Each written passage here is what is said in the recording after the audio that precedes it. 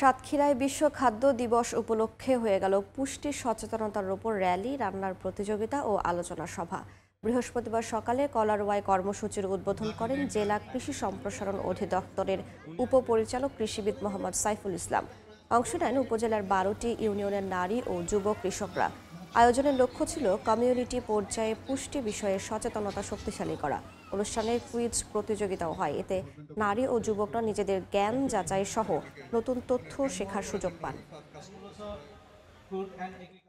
SSCP প্রকল্পটি বাংলাদেশ সরকার এবং আন্তর্জাতিক কৃষি উন্নয়ন তহবিল ইভাদের অর্থায়নে আমরা 20টি জেলার 90টি উপজেলা বাস্তবায়ন করছি। আমাদের এই প্রকল্পের মূল উদ্দেশ্য হলো উচ্চমূল্য ফসল উৎপাদনের মাধ্যমে আমাদের যে সুবিধাভোগী চাষি ভাই বোনেরা আছে তাদের স্বাস্থ্যের উন্নতি করা, তাদের যে পুষ্টি নিশ্চিত করে আমাদের জ্ঞান ভিত্তিক জাতি গঠনে আমরা যেন অবদান রাখতে পারি সেটা। So the focus of this program, which fall under one of our umbrella program called RAIN, which is a program that aims at diversifying food production and has a component on nutrition,